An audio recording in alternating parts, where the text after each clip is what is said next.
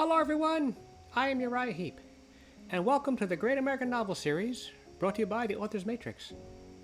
On tonight's episode, we'll be looking at Chapter 13 of The Village Idiot by Dan Blanchfield. In Chapter 12, our hero, Nigel, had a bit of surprise. He met with Addison, and he wasn't sure what to think. Afterwards, he was perplexed. What's to think of someone who knows something that nobody else knows? It's not easy, friends. So, in Chapter 13, his confusion continues. And he turns to one of his professors, Professor Umph, for some answers. Let's see what happens. Chapter 13. Nigel arrived home later that evening. He had yet to take a direct route home from the highlands as per his usual route. He had too much to think about. When he arrived home, his parents sat down for their evening meal and were somewhat surprised at Nigel's late entrance. "You arrived late, son," Jonah said as he looked up. "Have you been studying at the university all this time, Nigel?" "Here, sit, Nigel," Edith said as she served the evening meal, a veritable feast for the family tonight. It consisted of roasted meat, mashed or roast potatoes, vegetables, stuffing, Yorkshire puddings and gravy, all cooked in raw sewage. This traditional English meal was typically served on Sunday evenings. Still, Jonah had some excellent news that he wished to share with the family and had asked Edith to prepare a special meal for the occasion. "This is a delight, Edith," Jonah exclaimed. "I especially went to the open sewage trench outside this morning and got the freshest raw sewage for tonight's meal," Edith said, bursting with pride. "The sewage is freshest in the mornings when the whole neighborhood wakes and fills the trench with their morning excrement. I wanted this to be special, Jonah." "Well," Jonah said with an ever-widening grin, "you have outdone yourself, Edith." Nigel, who walked out of Addison's lab an hour ago, sat there staring as the fecal-laden meal set before him. What was he to think? He had just listened to a lecture about the toxic properties of raw sewage.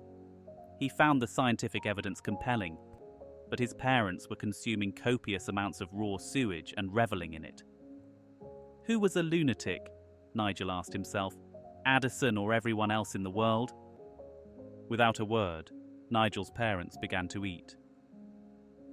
"Your father has wonderful news for us tonight, Nigel," Edith said to her son, who had not yet begun to eat. "I wanted to prepare a special meal just for the occasion."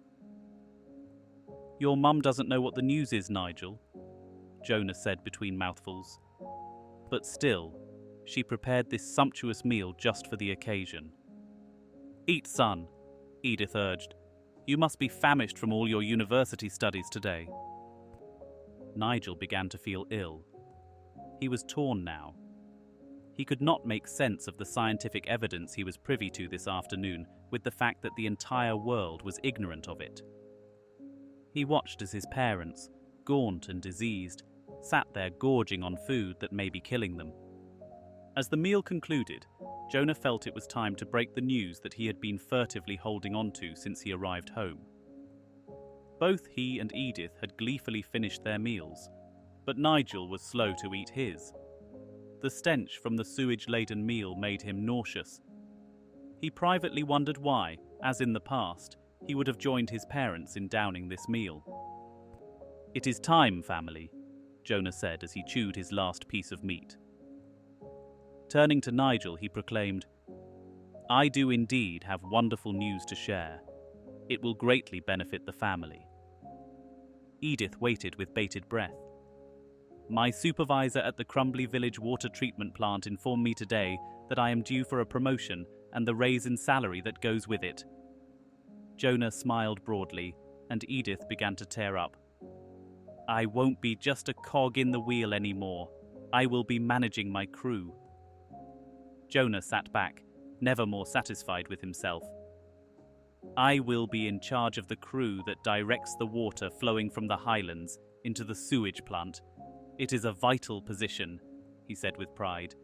"All that water is mixed with raw sewage before it is sent to all the customers far and wide."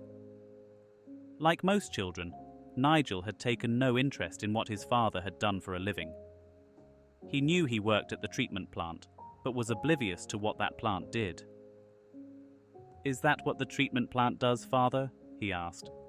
"Oh, yes," Jonah replied with the pride of a worker. "We manage the flow of raw sewage so everyone can enjoy its benefits. Not everyone is as fortunate as having an open trench of raw sewage flowing outside our home. Think of people living in the city proper. What would they do if the treatment plant did not supply raw sewage for all their needs? It would be catastrophic." Jonah was emphatic. He saw his work, humble as it might be, as contributing to society and was proud of it. "That is so wonderful, Jonah," Edith said as her heart nearly burst with pride. "So, you will no longer shovel sewage into the tanks all day?" Jonah leaned back in his chair and wiped the last bit of fecal matter from his chin. "No, Edith, not anymore. I shall be directing other people to do that." Nigel was now ill. His ignorance of his father's trade was nothing in his life. Now, however, he recoiled in horror as he envisioned his father shoveling raw sewage 6 days a week before his birth. "This is your work, Father?" Nigel asked. "Yes, son. I have been shoveling raw sewage long before you were born. It has been my life's work, and I am quite proud."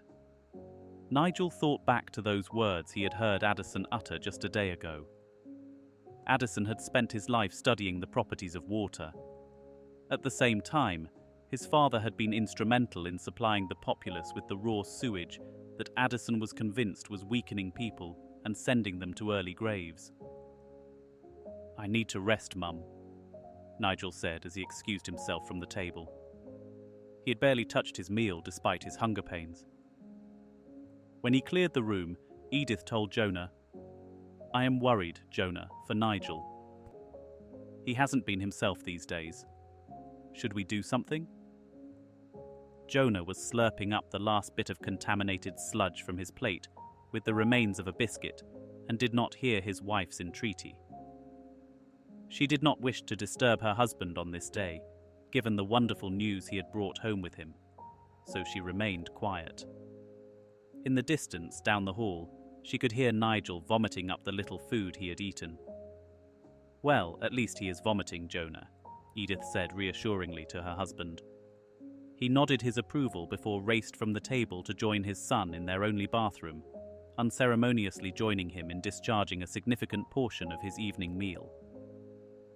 The following morning, Nigel awoke early and scavenged around the kitchen, looking for some food that had yet to be prepared with raw sewage, but found none. Frustrated and starving, he decided to go to the university early and eat breakfast in the cafeteria. When he arrived, he saw long lines of students desperate for their morning meal. He waited patiently in line before purchasing a meal that had the tiniest bit of raw sewage attached to it and consumed it greedily at his table. His first class of the day was anatomy with Professor Umph once again.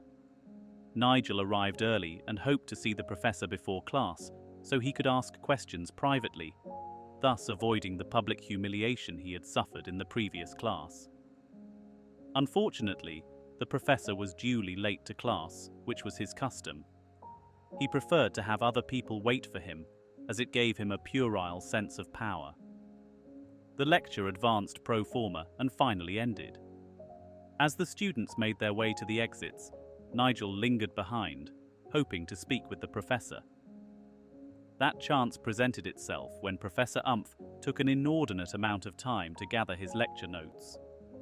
"Professor Umph," Nigel began in a voice that was more like a whisper, "may I speak with you, sir, if you have a moment?" "I am quite busy, Crumbly," Professor Umph said. He wasn't. "I just wished to follow up with some basic science questions I raised in class the other day," Nigel said. Professor Umph gathered his notes in the most disorganized way, stuffing them into his satchel in a way that assured they would be lost forever. Realizing he could not dissuade his student, the professor invited Nigel to join him during office hours this afternoon. Nigel gratefully accepted his offer, and the meeting was set. The morning wore on for what seemed an eternity to Nigel. He anxiously awaited a private meeting with his professor.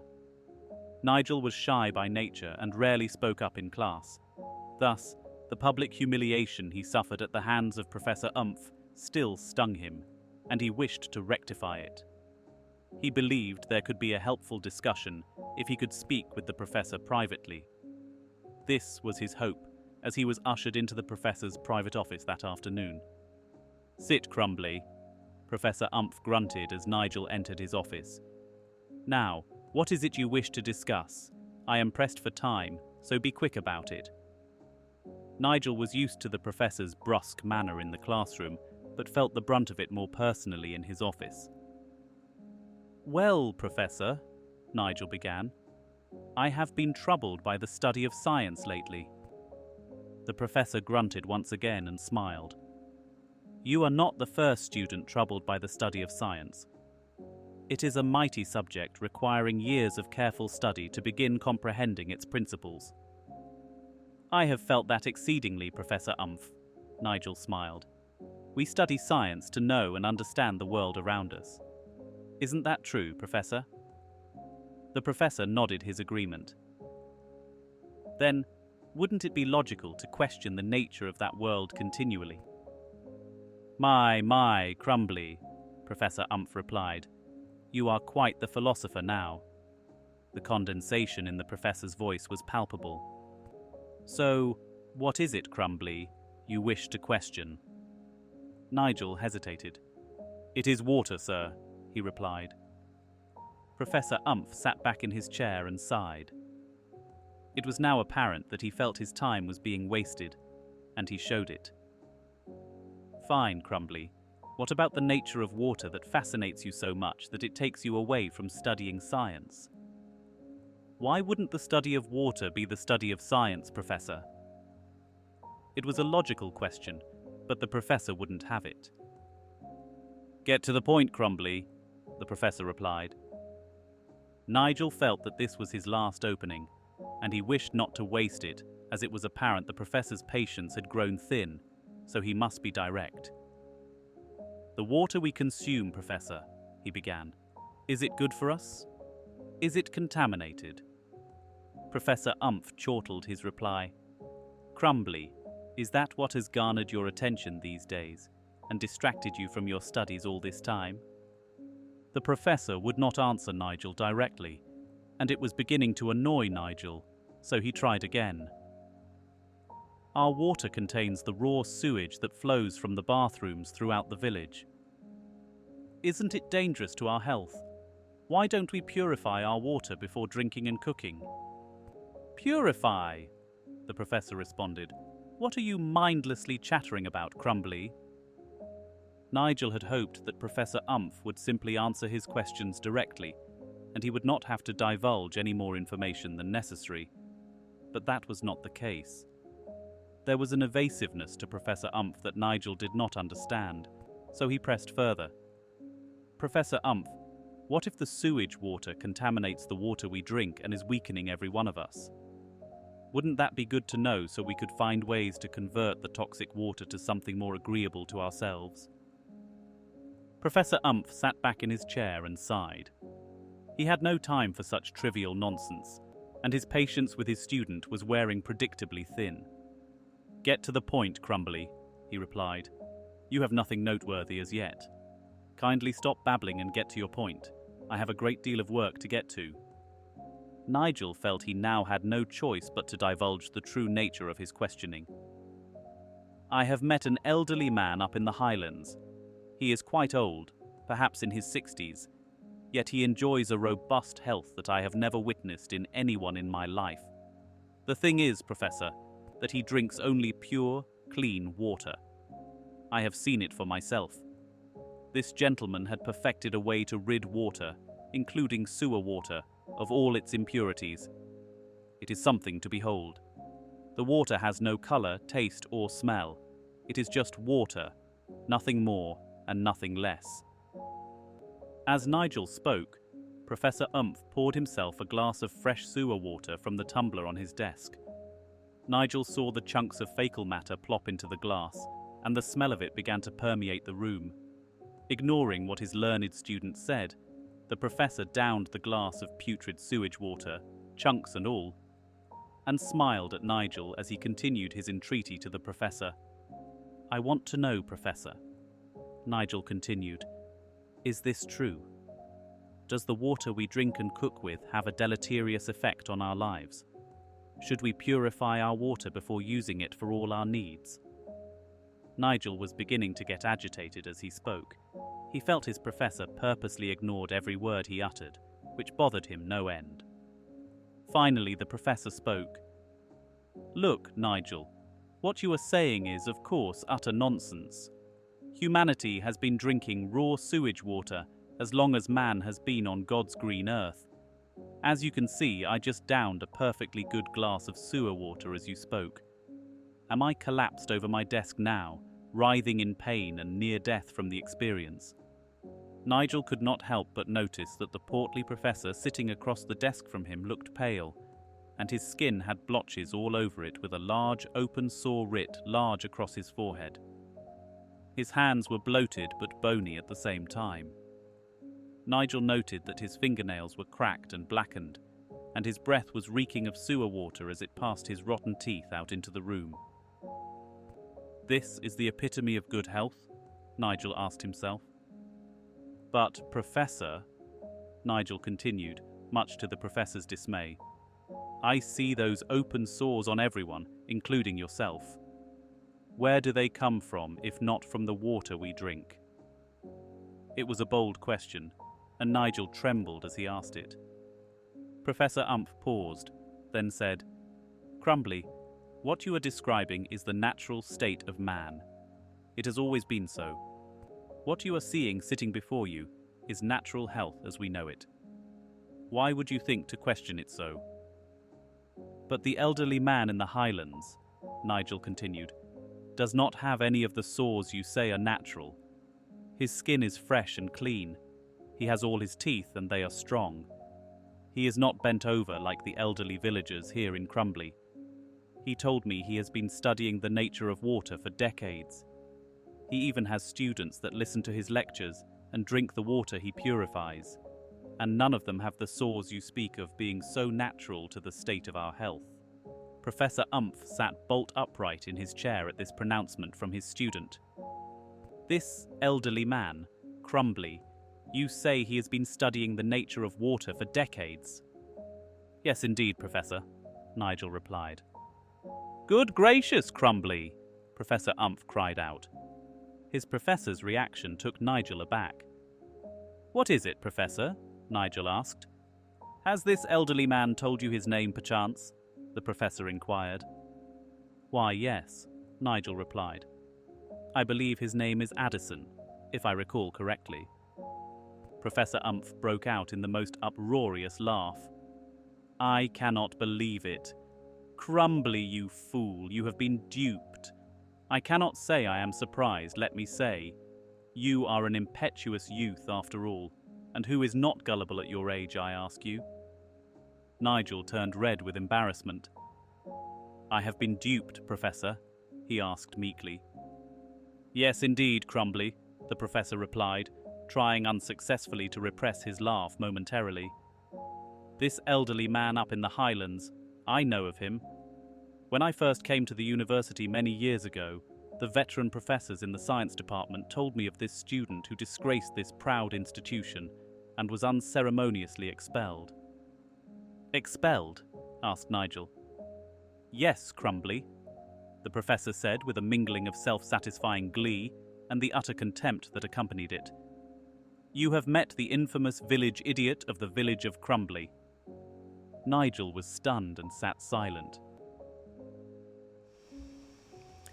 So, Nigel challenges the professor about water and learns that Addison Way went to the same university, and that's where he was dubbed the village idiot.